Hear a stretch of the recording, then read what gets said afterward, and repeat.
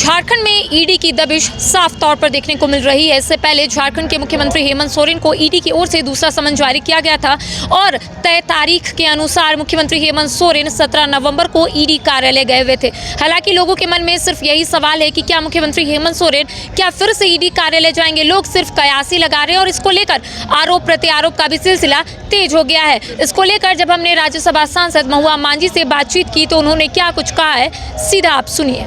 या बुलाया गया मुख्यमंत्री हेमंत सोरेन सूत्रों से मिली जानकारी के अनुसार मुख्यमंत्री हेमंत सोरेन भी कभी भी ईडी जा सकते हैं। इसको आप किस रूप से ले रही है? ईडी देखिए, ईडी स्वतंत्र एजेंसी है, वो उसे पूरा अधिकार है वो कहीं भी जाकर जांच करे। लेकिन जिस तरह से जहां जहां भाजपा की सरकार नहीं है उन राज्यों को डिस्टर्ब करना और जो भाजपा के लोग नहीं हैं ऐसे लोगों को चुन चुन कर निशाने पे लेना, ये संदेह पैदा करता है। क्योंकि पिछली सरकार में बहुत सारे घोटाले हुए, उन घोटालों के जो लोग थे मंत्री मुख्यमंत्री या को जो भी हैं उनके यहाँ ईडी नहीं पहुँच रही है, बल्कि जो विपक्ष के लोगों के लोग जुड़े हुए हैं या किसी तरह का केस है उनके यहाँ पहुँच रही है। इसको लेकर लोगों के मन में थोड़ा आक्रोश है। और देखिएगा, ऑपरेशन लोटस पूरे देश में चल रहा है। कई राज्यों में ऑलरेडी सरकार को गिरा दिया गया है षड्यंत्र करके।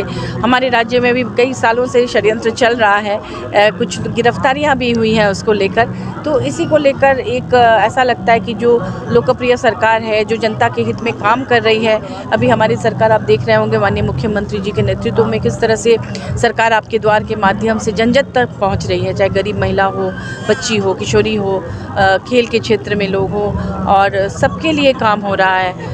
तो इससे लगता है कि भाजपा डर गई है। आने वाले चुनाव में उनको ज़्यादा वोट नहीं मिलेगा, इस डर से इस ईडी वगैरह की कार्रवाई ज़्यादा हो गई है। मैम, भाजपा आक्रोश रैली उन लोगों के खिलाफ भी तो होनी चाहिए जिन लोगों ने पिछली सरकार में घोटाले किए हैं, जिनके खिलाफ केसेस चल रहे हैं। तो उनके लिए क्यों नहीं धरना प्रदर्शन होता है, वो भी तो होना ही चाहिए।